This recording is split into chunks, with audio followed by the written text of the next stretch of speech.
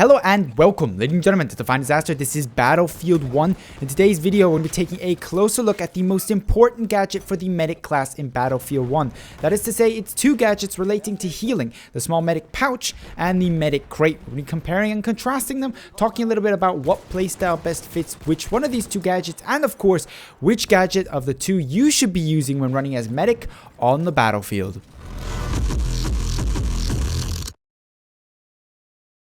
Now, for those of you who've been following my channel for a little longer will know I've actually done this video before. Back in April of this year, we did this video for Battlefield 4, and now that Battlefield 1 is out, I recently got a suggestion from one of my closer mates who also follows my YouTube to actually make this video for Battlefield 1 because, of course, a new game means sometimes new rules, new game styles, and maybe the conclusion would change from back in Battlefield 4 on which of the two medic bags or medic crate versus medic pouch is the better option. And as such, that's what we're going to be discussing today.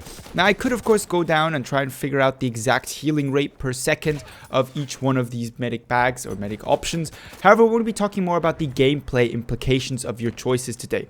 In other words, which one not necessarily is statistically the better healer per second, because maybe if one of them gives you a health more per second in regeneration, that's not going to make the difference between life and death very often.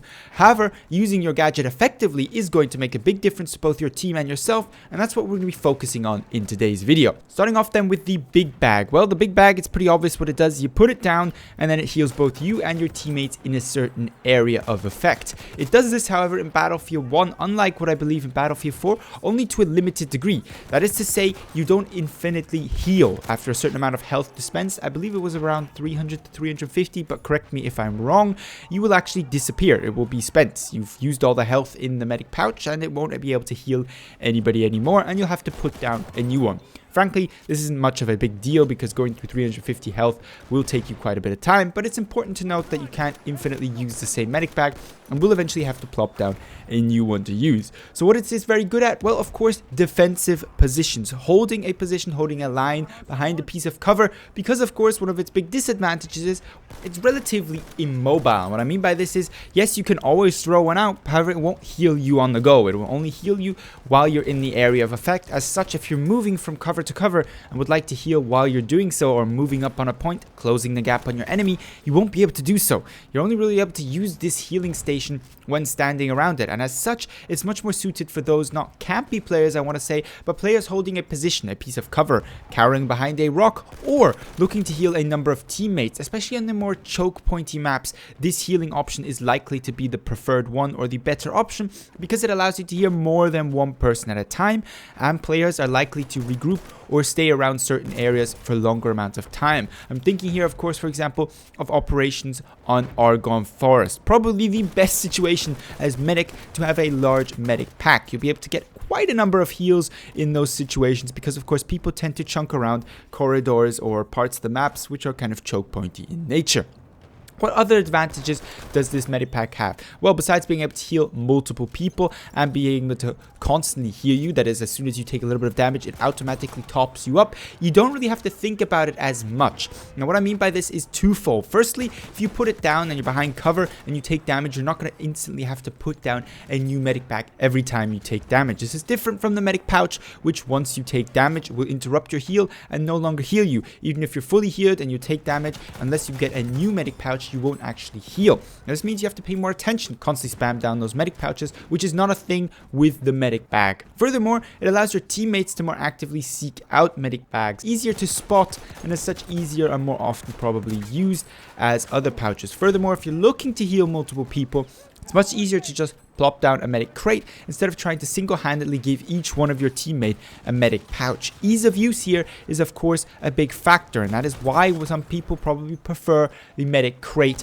over the medic pouch. Now, as already alluded in that sentence, I'm not one of those people. I'm very much, as in Battlefield 4, preferring or a advocate of the medic pouch. And the reason for this is frankly mobility. Mobility is king even in Battlefield 1, where we have a lot more snipers and long range camping going on, and frankly it's one of the frustrations that I have with this game is just that camping and the huge amount of snipers.